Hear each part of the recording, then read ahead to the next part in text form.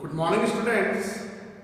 In today's class, now we are going to discuss about remaining adjustments entries. Previous videos में हमने outstanding expenses, prepaid expenses, accrued income, advance income हमने इसको clear कर लिया है. But आज के वीडियो में हम जो रिमेनिंग पार्ट है उनको क्लियर करेंगे. जो मैं स्टार्ट कर रहा हूँ क्लोजिंग स्टॉक से. इसके नोट्स मैंने आपको प्रोवाइड करा दिए हैं. अब हम इसको स्टार्ट करते हैं. Closing stock, what is the meaning by closing stock? First of all आप इसके एक डेफिनेशन बनाइए. डेफिनेशन क्या होनी चाहिए? What is the meaning by closing stock? Unsold goods at the end of the year is known as closing stock. तो हम क्या मानेंगे? The amount of goods unsold at the end of the year is called closing stock. ऐसा goods जो end of the year अपने पास unsold रह जाता है is known as a closing stock. Number 2, ये क्लोजिंग स्टॉक तो है, ओके. अनसोल्ड गुड्स है, okay. It is unsold good. It treat as a current assets. क्योंकि आप इसको नेक्स्ट से यूटिलाइज करके चलेंगे तो हम इसको एक नॉर्मली वे में मान के चलेंगे. सर ये हमारे पास अनसोल्ड गुड्स तो है but it is A current assets. तो हम इसको एक अपनी प्रॉपर्टी मान के एसेट साइड में रिकॉर्ड करेंगे. बट यहाँ पे सबसे इंपॉर्टेंट चीज क्या है? चलो हम पहले इसकी एक क्लोजिंग एंट्री कर लें. तो closing stock transfer in a trading account as well as for analysis it is also transfer in asset side in a balance sheet. आपको एक अकाउंटिंग ट्रीटमेंट के बेस पे इसको ट्रेडिंग अकाउंट के अंदर शो करना. ट्रेडिंग अकाउंट क्या होता है ये आगे का टॉपिक हमारा होगा. हम जब एनालिसिस करते हैं अपने सारे अकाउंट को क्रिएट करने के बाद में एनालिसिस करेंगे तो वो आपको एक फाइनलाइज करना पड़ेगा trading account profit and loss account में, उसमें ट्रांसफर. तो ट्रेडिंग अकाउंट में तो जाएगा एज वेल एज जब हम इसको एनालिसिस करेंगे it is treat as a current assets. तो आप उसको एसेट साइड में और रिकॉर्ड करके चलेंगे. तो अगर मैं इसकी बेसिक एंट्री करूं क्लोजिंग एंट्री की, adjustment entry, it is the assets and all the assets are debit in a journal entry if they are positively. अगर पॉजिटिवली है अपने पास कोई भी एसेट्स, चाहे वो करंट नेचर की हो चाहे नॉन करंट, आप उसको डेबिट ही करते हैं. ये हम आगे और क्लियर करेंगे. कुछ बेसिक रूल्स के अलावा मैं आपको कुछ एडिशनल कुछ टिप्स वगैरह बताऊंगा उसके अंदर भी. तो closing stock account debit to transfer in trading account to trading account being closing stock transfer in trading account. But एक इंपॉर्टेंट चीज अब आपको ध्यान देनी बेटा यहाँ पे कि कई बार अपने पास क्लोजिंग स्टॉक की कॉस्ट प्राइस भी गिवन है और एक रीजनेबल वैल्यू और मार्केट वैल्यू भी गिवन होती है. इसको हम बोलते हैं एलसीएम. आपने मैथमेटिक्स में ये अलग तरीके से पढ़ा था, अब मैं इसको अलग तरीके से पढ़ूंगा. LCM, lower of and lower of cost और मार्केट. एल से लोअर, सी से कॉस्ट, एम से मार्केट. लोअर ऑफ कॉस्ट और मार्केट, जो कॉस्ट और मार्केट वैल्यू है जिसको हम रीजनेबल वैल्यू भी बोल रहे हैं. यहाँ पे reasonable value market value same चीज होती है. तो इन दोनों को वैल्यू को जब गिवन है तो आपको कॉस्ट में और मार्केट वैल्यू और रीजनेबल वैल्यू में कंपेयर करना है.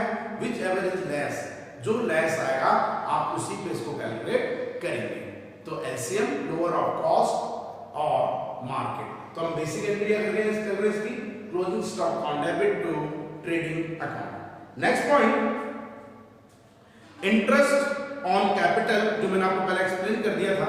एक बार फिर हम इसको रिपीट कर लें कि प्रोप्राइटर जो कैपिटल इंट्रोड्यूस करता है तो बिजनेस एंटरप्राइजेस उसको कुछ इनकम देती है उसके ऊपर, जिसको हम बोलते हैं interest on capital. Business enterprises के पॉइंट ऑफ व्यू से it is a part of expenses. Nominal nature account है, all the expense and losses are debit. तो आप प्रोप्राइटर के बिहाफ पे एंट्री नहीं कर रहे हैं, आप तो किसके बिहाफ पे एंट्री कर रहे हैं? हम जो एंट्री करके चल रहे हो किसके?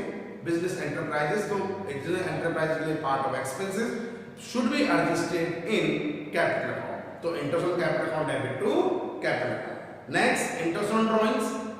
जब कोई प्रोप्राइटर अपने पर्सनल यूज के लिए कोई अमाउंट है कुछ विड्रॉ करता है तो एज पर रूल उसे बिजनेस एंटरप्राइज को कुछ इंटरेस्ट देना पड़ता है. It is known as a interest on drawings. Okay, आप इसको it is nominal also in nominal nature account but it is a part of a sources of income. ये business enterprises के point of view से income है. तो all the income and gains are credit. तो आप ये interest on drawings से जब एंट्री कर लेंगे credit, it should be adjusted out of drawings as well as capital. तो drawings account debit to interest on drawings drawings भी आप कर सकते हैं, या capital account debit to interest on drawings भी आप कर सकते हैं। बट ये कैपिटल ड्रॉइंग्स और इंटरेस्ट ऑन ड्रॉइंग्स ये दोनों हमारा कैपिटल को डिक्रीज करता है, it is negative on capital. तो आप इसको अकाउंटिंग जब ट्रीटमेंट करेंगे तो हम माइनस करके चलेंगे, ठीक है। कैपिटल में से आप ड्रॉइंग्स को भी माइनस करेंगे और इंटरेस्ट ऑन ड्रॉइंग्स को भी माइनस करेंगे। नेक्स्ट पॉइंट नंबर 8, डेप्रिसिएशन, जो एक इंपॉर्टेंट पॉइंट आपके लिए रहेगा, प्रैक्टिकली भी आपको मेन इंपॉर्टेंट है, और हम 11th की जब बेटा बुक पढ़ेंगे तो उसमें इंडिविजुअली टॉपिक चैप्टर आपको इसका भी गिवन है। Depreciation, what is the meaning bye depreciation? मैं सिंपल वे में अगर बोलूं, efficiency amount which will be affected, which will be reduced of any kind of fixed assets is known as depreciation। किसी भी fixed assets का amount जो कम होता जाता है धीरे धीरे इसके कई रीजंस होते हैं, वो अपना अमाउंट धीरे धीरे इफेक्ट करेगा, एफिशिएंसी इसकी रिड्यूस करती जाएगी। तो जो अमाउंट हमारा रिड्यूस हो रहा है एफिशिएंसी में, इसको हम बोलेंगे डेप्रिसिएशन। बट यहाँ पे जो मैंने डेफिनेशन लिखा रखी है वो एक नॉर्मल है कि डेप्रिसिएशन इज द लॉस। अब ये भी क्लियर है सर, डेप्रिसिएशन हमारे लिए एक नॉमिनल नेचर अकाउंट है जो लॉस को रिप्रेजेंट करेगा। ये हमारा नॉमिनल नेचर अकाउंट है, एक लॉस होता है किसी भी फिक्स एसेट में, तो डेप्रिसिएशन इज द लॉस और fall in the value of fixed assets due to their constant use and expiry of a time is known as depreciation। constant use करने की वजह से लगातार कंटिन्यूइंग बेसिस पे हम जब किसी एसेट को रेगुलरली बेसिस पे यूज करते हैं तो धीरे धीरे उसकी एफिशिएंसी कम होती जाती है। जैसे इसका एग्जांपल आपको पता है, आप कोई भी मोटर व्हीकल परचेज कीजिए, नई एफिशिएंसी बहुत अच्छी रहेगी, लेकिन धीरे धीरे क्या होता रहता है, जैसे आप उसको कॉन्स्टेंटली यूज करते हैं तो धीरे धीरे उसकी एफिशिएंसी धीरे धीरे काम आने लग जाती है, और एक टाइम ऐसा आता है वो आपके ऑब्सोल्यूट हो जाता है, बेकार हो जाता है, तो आप उसको सोल्ड आउट करते हैं, स्क्रैप हो जाती है। लेकिन यहाँ पे हमने कई और रीजन भी होते हैं, ऐसा नहीं कि दो रीजन है कि कांस्टेंट यूज करने की वजह से या एक्सपायरी ऑफ द टाइम, कई बार आउट ऑफ फैशन भी होता है, अपने बिकॉज ऑफ एक्सीडेंट भी होता है, कई डैमेजेस वगैरह रहते हैं, तो वो भी एक तरह से डेप्रिसिएशन का पार्ट है। लेकिन इसे हम डीपली एक अलग ही चैप्टर में पढ़ेंगे, इसलिए ज्यादा डीप में जाने की जरूरत नहीं है।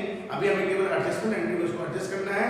तो entry it is a loss, nominal nature account है, all the assets all the expenses and losses are debit. तो depreciation account debit to, it is always charge on fixed assets, जो टेंजिबल फिक्स्ड एसेट्स है, plant and machinery, land and building, furniture, motor vehicle से इन पे charge होती है। तो हमारी एंट्री हो गई adjustment entry, depreciation account debit to respective fixed assets account. ऐसा भी नहीं आप रोज नए डेप्रिसिएशन लगाने लग जाएंगे, मंथली बेसिस पे आप कैलकुलेट करेंगे, लेकिन हम इसका पूरा जो एनालिसिस करते हैं वो हम एंड ऑफ द ईयर करेंगे, क्योंकि परसेंटेज में गिवन होगी। तो depreciation account debit to respective fixed assets account. But बेटा यहाँ पे आपको चीज ध्यान देनी है, दो फिक्स्ड एसेट्स ऐसी होती है should never depreciate। दो फिक्स्ड एसेट्स हमारी ऐसी एसेट होती है जो कभी भी डेप्रिशिएट नहीं हो सकती है।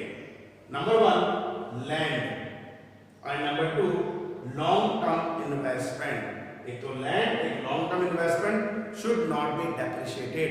हाँ, लैंड की मार्केट वैल्यू, इन्वेस्टमेंट की मार्केट वैल्यू डाउनफॉल हो सकती है, कभी ऊपर कभी नीचे अप डाउन चलता है, लेकिन should not be depreciated, land और लॉन्ग टर्म इन्वेस्टमेंट। ओके, तो एक नॉर्मल एंट्री में निकली depreciation account debit to respective fixed assets account. Next point, interest on loan.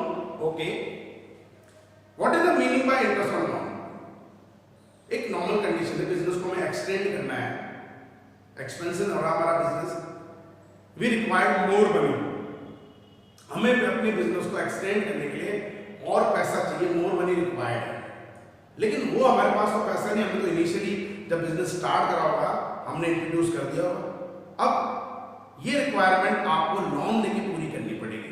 अब लोन आप चाहे बैंक से लीजिए सिक्योर एक तरीके से, या किसी एक्सटर्नल पर्सन से लीजिए, वो आपको वैसे तो लोन देगा नहीं, अब आपको उस पर कुछ इंटरेस्ट पे करना पड़ेगा, इंटरेस्ट ऑन लोन। बट यहाँ पे बड़ा सबसे इंपॉर्टेंट चीज जो आपको ध्यान देनी है वो ये होता है कि लोन अमाउंट जो हम टेकन कर रहे हैं ये हमारे लिए एक्सपेंसेस नहीं होता है, इट इज ए लायबिलिटीज। ये आप पे एक रिस्पॉन्सिबिलिटी है, आप एक डेब्ट है, आप एक लायबिलिटीज है, आपने लोन लिया है, वही कंडीशन। अगर आप विद इन ईयर इसको पेमेंट करने का प्रॉमिस करते हैं तो it is A current liabilities या शॉर्ट टर्म लायबिलिटी भी ट्रीट करते हैं। अगर आप इसको 1 ईयर से ज़्यादा कर लेंगे, जैसे हाउसिंग लोन जो होता है वो जनरली अपने पास में 1 साल के लिए नहीं होता है, 10-10 साल, 15-15 साल, 20-20 साल के लिए, तो it is A external liabilities तो है हमारे पास, ये भी पता है कि सर लोन चाहे शॉर्ट टर्म के लिए लिया जाए चाहे लॉन्ग टर्म के लिए जाए, it is A external liabilities, ये हमारी एक्सटर्नल लायबिलिटीज है। बट हम इसको एक नॉर्मल कंडीशन में क्या मान के चलेंगे, ये लायबिलिटीज है, हमें इसको एनालिसिस बेसिस पे बैलेंस शीट में लायबिलिटी साइड में रिकॉर्ड करना है, तो आगे का हमारा टॉपिक है एनालिसिस। बट इसका जो इंटरेस्ट है it is a part of expenses. इस लोन पे जो आप इंटरेस्ट पे करेंगे वो इंटरेस्ट हमारे लिए पार्ट ऑफ एक्सपेंसेस है, it is a nominal nature account. Interest on loan is a nominal nature account, nominal account. और नॉमिनल अकाउंट का क्या रूल होता है बेटा ट्रेडिशनल अप्रोच में, all the expenses and losses are debit, जितने भी हमारे एक्सपेंसेस और लॉसेस हैं आप उनको डेबिट करेंगे। तो मेरी एंट्री क्या बन गई इसकी, अगर इसमें तो हम जनरल एंट्री भी मान सकते हैं और एडजस्टमेंट एंट्री भी कर सकते हैं। अगर आप टाइम टू टाइम पेमेंट कर रहे हैं तो ये हमारे लिए जनरल एंट्री हो गई, जिसके अपन नॉर्मल एंट्री करेंगे, all the expenses are debit, interest on loan upon debit to cash account. और अगर आपने कोई बैंकिंग के थ्रू पेमेंट कराया चेक से तो टू बैंक। बट अगर ये आपका आउटस्टैंडिंग रह गया, आपने पेमेंट नहीं करा उसको, इट इज आउटस्टैंडिंग, अगर ये आपका आउटस्टैंडिंग है तो हम फर्स्ट पॉइंट कहते हैं outstanding expenses, such expenses which are related to the current year but still unpaid at the end of the year is known as outstanding expenses. तो वही है, बस थोड़ा अलग हमने कर लिया। तो interest on loan on debit to outstanding interest account, ठीक है। अगर मैं जनरल एंट्री के बेस पे चलूं तो मैंने एंट्री कर ली, टाइम टू टाइम अगर मैं पेमेंट करता हूं मंथली बेस पे आप पे, तो interest on loan upon debit to bank या कैश अकाउंट। और मैं अगर उसको मंथली भी आप पे पे नहीं कर रहा हूं, अगर कुछ सर्टेन अमाउंट मैंने आउटस्टैंडिंग रख दिया तो interest on loan upon debit to outstanding expenses, ठीक है। तो जनरल एंट्री भी हम बना सकते हैं इसकी भी आप पे, और एडजस्टमेंट एंट्री भी हम कर सकते हैं। नेक्स्ट पॉइंट जो पहले में हमने डिस्कस कर रखा है, bad debts. Okay, what is the meaning by bad debts? एक नॉर्मल कंडीशन, डाटा से जो हम अमाउंट रिलाइज नहीं कर पाते हैं, रिसीव नहीं कर पाते हैं, रिकवर नहीं कर पाते हैं, it is known as a bad debts. जिसका सबसे बड़ा रीजन मैंने आपको पहले भी बताया था, इंसॉल्वेंसी। कोई भी डेटर्स बिकम इंसॉल्वेंट, दिवालिया, हिंदी में हम उसको नॉर्मल बोलते हैं दिवालिया हो जाना, बर्बाद हो जाना, उसकी लायबिलिटी उसके एसेट से ज्यादा हो गई, वो बोलता मैं नहीं दे सकता हूँ सर, हाँ मैं आपको प्रॉमिस कर सकता हूँ मैं आपको बाद में पेमेंट कर दूंगा, ओके। तो ऐसी कंडीशन में ये अमाउंट अभी प्रेजेंटली तो मेरे बैड डेब्ट्स बनेगा। तो अगर मैं इसके और भी रीजन देता हूँ, तो what is the meaning by bad debts? Sometime due to the dishonesty, death or insolvency of a debtor, full amount is not recovered from him। हम इंसॉल्वेंसी की वजह से, बिकॉज ऑफ डेथ की वजह से, कई बार उसकी डेथ भी होती है तो पेमेंट नहीं कर पाता है, और डिसऑनेस्टी, बेईमानी है उसके मन में, वो आपको पेमेंट नहीं कर पाएगा, आप उससे पूरा अमाउंट रियलाइज नहीं कर पाते। दैट मीन्स जो सर्टेन अमाउंट जो आपका अनरियलाइज्ड अमाउंट है, it is known as a bad डेब्ट। तो यहाँ पे वही बताया गया, when it become certain debt, the particular amount will not be recovered, it is known as a bad debt। जब हम पूरा अमाउंट रिसीव नहीं कर पाते और हमें ये सर्टेनिटी हो जाती है कि भाई ये हमें पूरा पैसा नहीं देगा या कुछ अमाउंट हमारा रिसीव नहीं मिल पा रहा है, it is known as a bad debt. अब एक नॉर्मल बात है, पहले भी हमने एंट्री कर रखी है, जनरल एंट्री में भी हम इसको शो करते थे। Bad debts is a nominal nature account. ये बैड डेट्स भी हमारे लिए किस तरह का नेचर का अकाउंट है? नॉमिनल नेचर अकाउंट है। और नॉमिनल नेचर का क्या होता था? All the expenses and losses. तो ये एक्सपेंसेस तो नहीं है but it is a loss, हम इसको डेबिट कर रहे हैं, debtors on debit to debtors account. Okay, ये बेसिक एंट्री में भी हमने करा, अब इसको एडजस्टमेंट एंट्री में हम मान सकते हैं। डेटर्स पे इसका नेगेटिव इफेक्ट होता है, डेटर्स लॉस है हमारा, डेटर्स पे नेगेटिव है, आप इसको डेटर्स में डिडक्ट करके चलेंगे, it is a bad debts. Last and final, bad debts recovered.